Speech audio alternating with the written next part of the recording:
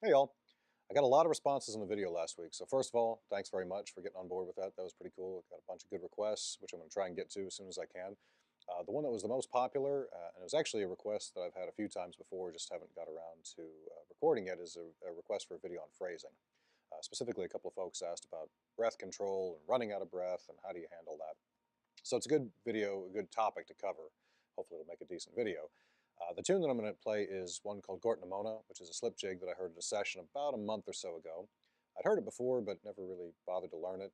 But it came up, like I said, about a month ago, and I thought, well, it really is a nice tune. So I got up my phone and I recorded my buddy who was playing it. And because of the copious amounts of whiskey that we get at our session, it completely slipped my mind. Until last week when I was at a show, a concert that a friend of mine was in, and they were playing that tune. And I thought, oh, this is a great tune, and I really need to learn it. And just so happened to flip through my phone and see that video that I'd forgotten all about. I thought, well, that's got to be some kind of mojo that I got to learn this tune. So it's a great slip jig, and hopefully it'll be a good one that we can use to demonstrate phrasing. So I'm going to play it both on the flute and the whistle. I'll start with the whistle. I'm not going to go through and break down the melody, because that's not really what this is about. It's more about phrasing in general. I might run through a few of the ornaments that I use, just because it does kind of tie in with the phrasing. So as you're listening to this, I'm going to play it straight through the way I usually would.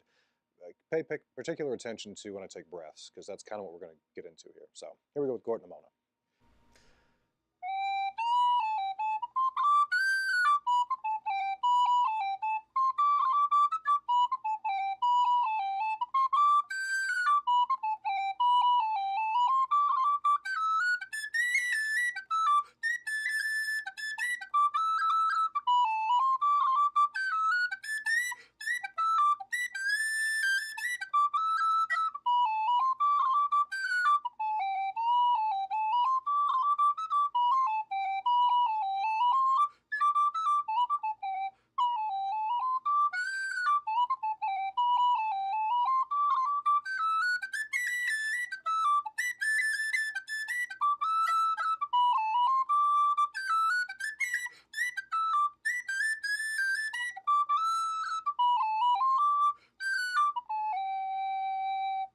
So that's the tune. I tried to mix up the phrasing a little bit, and that's kind of one of the things that I wanted to mention.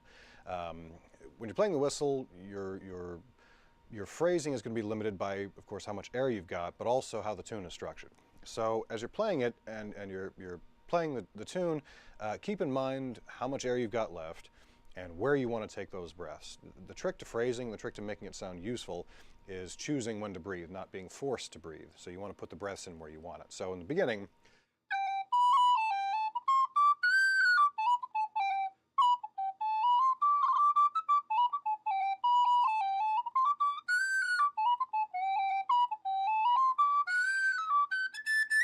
so you can kind of choose where you want to put that breath. Fortunately, the whistle doesn't take a lot of air. And you may have noticed as I played it the first time, I took the breaths in a different spot than I did the second time through. That's intentional. If you take your breaths in the same spot every time, it kind of just, it just starts to sound repetitive, and it sounds like it's not intentional. It sounds like you're doing it strictly because that's where you learned it, that's where you learned to take the breaths, and that's where your lung capacity is exhausted. If you intentionally mix it up, then it sounds, it can kind of provide a little bit more interest in the tune. So like in the B part,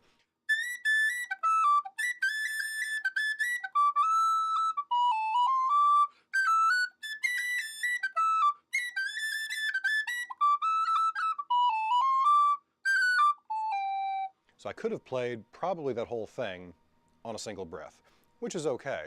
And I would probably do that once through the tune if I'm playing it 2 or 3 or 4 times. I might play it all the way through, because again, fortunately, the whistle doesn't require a lot of breath.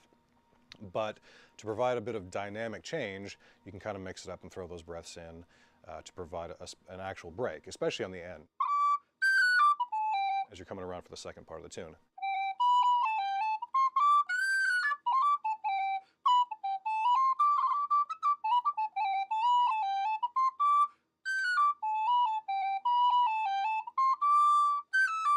So you can just kind of play with it and try and throw it in a few different spots. Now, on the flute, it's going to be a little bit different. Same with the low whistle. That was really one of the folks who mentioned a comment was talking about the low whistle. That's a lot more breathy than the high whistle.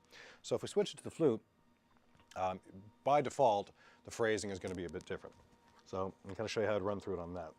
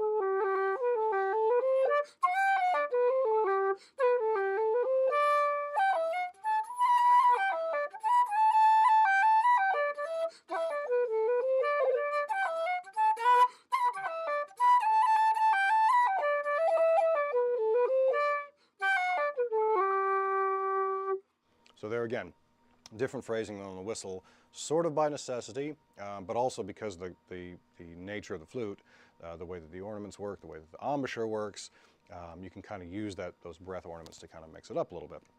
That's the idea anyway. So hopefully that's of some kind of use to you. Hopefully you like that tune as well. It's one of my favorite slip jigs. Now that I've started playing it, I've heard it enough that I should have been playing it for years, but just never got around to it. So see if you can pick that tune up. And I hope you like that one. I'll catch y'all on the next one. So thanks very much, y'all. Bye-bye.